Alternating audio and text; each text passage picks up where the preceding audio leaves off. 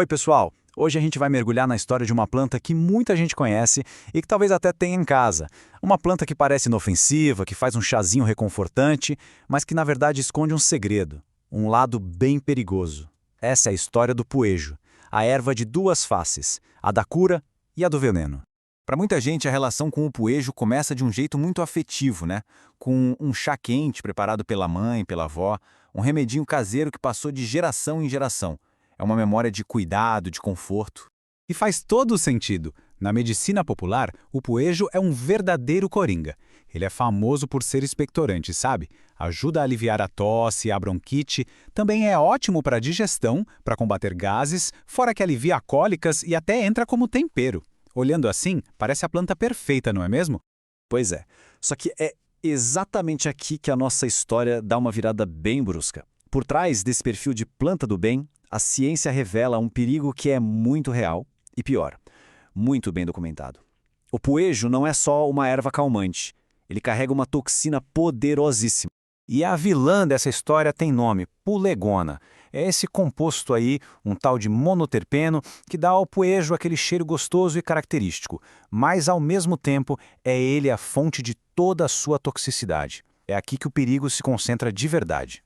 E olha, não estamos falando de pouca coisa. A concentração de pulegona no óleo essencial de poejo pode chegar a impressionantes 94%.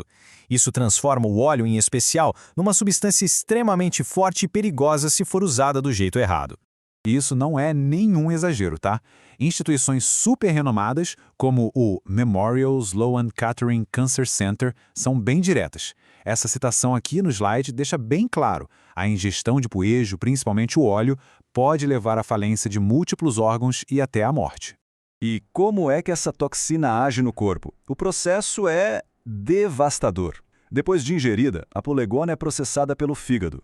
Só que o fígado, na tentativa de se livrar dela, a transforma em algo ainda mais tóxico, o mentofurano. Esse composto ataca o fígado diretamente, causando necrose. E o estrago não para por aí, viu? Ele se espalha para os rins e pode causar efeitos neurológicos gravíssimos, tipo convulsões. E, infelizmente, a teoria é confirmada na prática da pior forma possível. A literatura médica está cheia de casos trágicos. Existem relatos de mulheres que morreram de falência múltipla de órgãos ao tentar usar o óleo como abortivo, casos de bebês que não sobreviveram depois de tomar um simples chazinho de poejo para cólica. São mais de 20 casos de envenenamento grave documentados, com um quadro clínico que, olha, é assustador. E é exatamente aqui que a gente chega no ponto central dessa análise. Com todo esse histórico de toxicidade, como é que pode o poejo ser considerado uma erva sagrada em tradições religiosas como o candomblé? Parece uma contradição gigantesca, né? Esse slide aqui mostra o paradoxo de um jeito brilhante. A ciência comprova que o poejo é um abortivo potente, ele diminui a progesterona, que é o hormônio que segura a gravidez. Já no candomblé, essa mesmíssima planta é uma folha sagrada de Oxum, a orixá que rege justamente o quê? A fertilidade, a gestação, o amor. Então, a grande pergunta é essa: como é que a gente reconcilia esses dois mundos? Como uma planta, com o poder de literalmente tirar a vida, pode ser um presente da divindade que a protege? A resposta está na sabedoria do uso. Vamos avançar para entender como esse nó se desata. A chave para resolver esse paradoxo todo não está na planta em si, mas no conhecimento ancestral sobre como aplicá-la. O contexto, nesse caso, muda absolutamente tudo. No candomblé, as ervas são classificadas pela energia que elas carregam. E o poejo, olha só que interessante, é classificado como uma Eué-Ero, ou seja, uma folha de calma, uma folha fria. A função dele no ritual é justamente apaziguar, trazer serenidade, equilibrar a mente e o espírito. É o exato oposto de agitar ou provocar uma ação violenta no corpo. Então, como ele é usado na prática? Bom, ele entra em banhos de ervas, onde as propriedades calmantes são absorvidas pela pele e pelo espírito. Ele é queimado em defumações para purificar os ambientes. É usado para consagrar objetos sagrados. E aqui vem a regra de ouro, a mais importante de todas.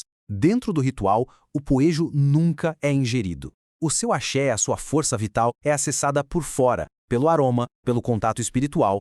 E é aqui que os dois mundos se encontram de um jeito perfeito. A sabedoria ancestral do candomblé, que proíbe terminantemente a ingestão da planta, está em total sintonia com os alertas da toxicologia moderna. A tradição, através dos seus fundamentos, protege seus praticantes exatamente da mesma forma que a ciência faz através dos estudos. Com isso, a gente chega à conclusão da nossa análise. A história do Pojo nos ensina uma lição fundamental sobre a nossa relação com a natureza. Plantas poderosas exigem tanto respeito quanto conhecimento. Um não funciona sem o outro. Então, o ponto crucial não é rotular o poejo como bom ou mal. A questão é reconhecer que ele é poderoso. É uma ferramenta que, dependendo de como é usada, pode acalmar e curar ou pode ser extremamente destrutiva. Então, as principais conclusões são bem claras, né? Primeiro, a ingestão é tóxica. Chá e principalmente o óleo podem ser fatais. Ponto. Segundo, o uso externo é sagrado. No candomblé, os benefícios são acessados com total segurança. Terceiro, o contexto é tudo. E, por fim, a sabedoria pode vir de vários lugares. A ciência e a tradição ancestral, nesse caso, chegam na mesmíssima conclusão sobre segurança. E isso tudo nos deixa com uma reflexão, né? O poejo é só um exemplo. Quantas outras plantas poderosíssimas por aí não exigem exatamente esse mesmo equilíbrio para serem compreendidas de verdade? Um equilíbrio entre a ciência e a sabedoria ancestral. Fica aí a pergunta para a gente continuar pensando.